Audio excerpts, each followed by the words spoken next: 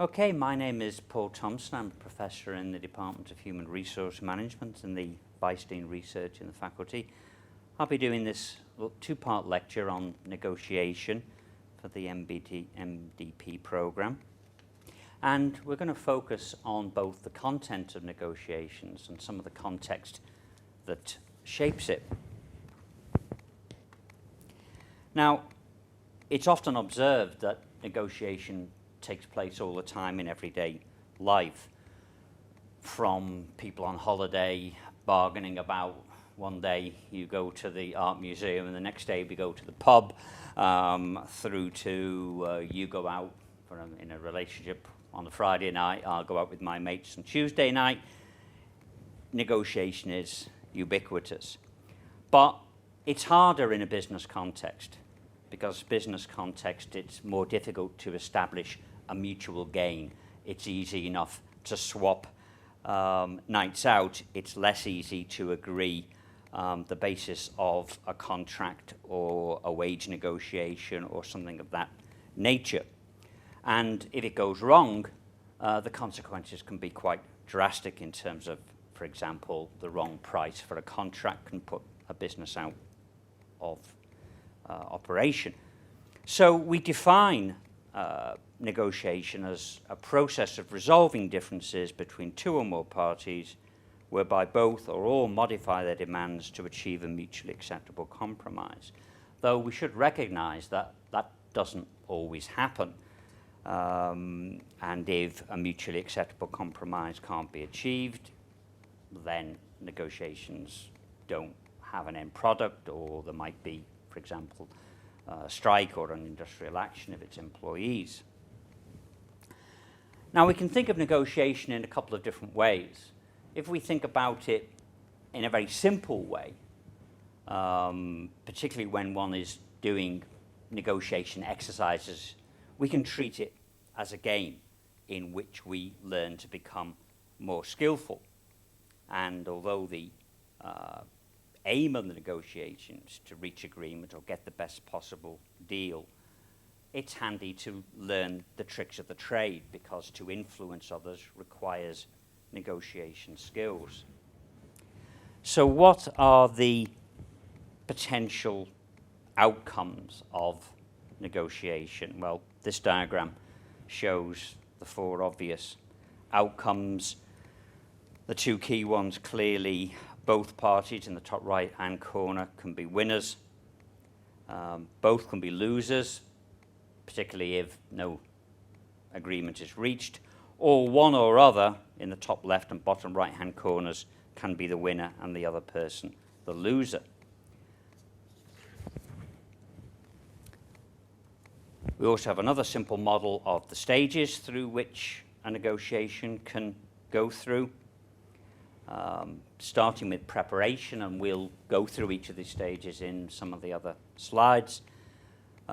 Preparation, debate, propositions, and bargaining, though I think in real life, although one may make these distinctions, some people may come to the negotiating table with propositions up front, so clearly there's always going to be a mixture of that propose and debate aspect. So if we focus on preparation, I've observed quite a lot of negotiation exercises, and one thing that is possible to learn pretty quickly is most people don't prepare enough. Whether businesses don't prepare enough, or trade unions and managers, maybe it's slightly different, but there's a lot more at stake. But certainly when individuals do it, they frequently don't. And there is this illusion that verbal dexterity alone is going to be enough, that you can talk your way into anything. And yet, as soon as people get problems like the other party saying no, they frequently collapse into indecision. So you have to decide what you want and prioritize. You also have to think about what the other parties want, and that's another often failure you get in negotiation exercises. It's all you think about is what your goals are in this process. And really a lot of this boils down to attention to detail. And if this was a real life negotiation where there were serious things at stake, you would be looking at things like the industry norms for particular contracts or deals, past practice, so you could throw examples back at the person you're negotiating with about what they'd done previously. You'd also attention to detail around things like who is on the person's negotiating team, what kind of arguments will they be more susceptible to, how can I put this politely, butter them up, and so on. So, moving on, the debate itself.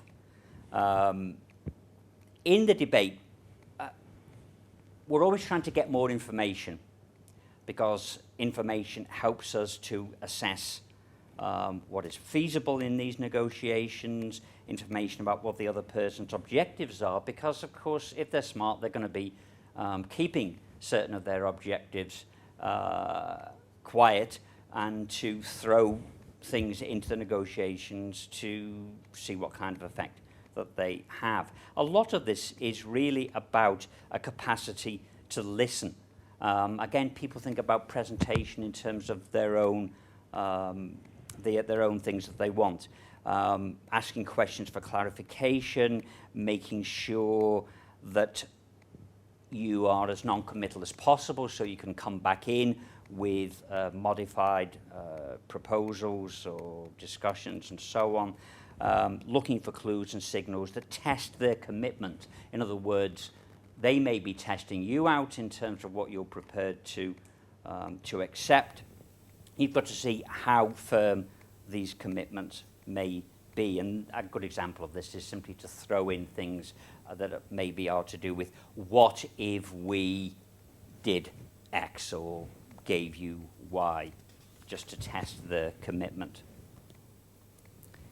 Non-verbal communication is important to this. Body language that may convey a general impression of seriousness or commitment, for example. If you're the people who are setting out the physical layout of the negotiating process, then you can think about how you want it. Do you want to make it so that it's very consensual? Do you want to set it up in a more confrontational way? This is all to do with the tactics of negotiation. The cultural factors we're going to come back to later. On the issues about propositions, the key term here is trade. Negotiations are about exchange. Unless you are extremely powerful, an issue we'll come back to later, you're not going to get your own way easily. So a lot of it is about you deciding what you are prepared to trade or exchange, and of course also working out what the other person might want to give you in return for what you want. Now, some of the sub-aspects of that are to do with making sure you use particular types of language, assertive language about what you need or must have so that you have a firm that's in the negotiating position, but at the same time to be tentative about the specifics so that you have room for maneuver. In the bargaining itself, you're getting down to something more concrete about what you will actually trade. A very important point is about building a working relationship. It is never purely economic. You might have the best, you think, the case in the world. You might have good power resources, but you can put other people off. Exchange is also an emotional thing. If the other person thinks they're not being treated seriously, or you're not listening to them, then you can frequently not get the maximum amount out of the negotiation. So it is an emotional as well as an economic thing. The other point there about bargaining is about the capacity to offer choices, to make sure that offers that you make are conditional on them doing something you want them to do or exchanging something back, never giving something for nothing, and so on. The other point, which we'll go on to in the final couple of slides, is always knowing what your fallback position is. And here, a nice little diagram shows something about the bargaining range. In other words, a notion of what you have in common, what your backstop position is, what the other person's backstop position is. Probably the most important thing, because this is like a get-out clause, isn't it? It's about your capacity to know when something is not feasible. And that is linked to... Ooh. It's just not moving down. To the bargaining range, which you've just talked about. The general point about that previous diagram is that the more you've got a potential zone of agreement, the more chance there is of reaching a settlement. So part of this process is also about you deciding what is off limits or what is non-negotiable.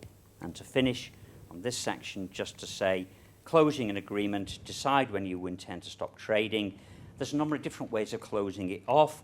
One is by making the final dramatic concession. The other is by trying to summarize a lot of the different points. And the other, the adjournment close, is basically a recognition that you are not going to get any further in that negotiation and you will have to come back to the table. And the final slide on this is just to say that there are a number of complications in this process. The most important one I want to emphasize, which is the link to the next section of the lecture, is you can't wholly treat this process as a game. The game is not a closed system. Most individual actors in businesses work within economic and cultural constraints or contexts that define the rules for negotiation. So at this point, we'd like you to answer the 3 multiple choice questions, and we will return to the lecture at a further point.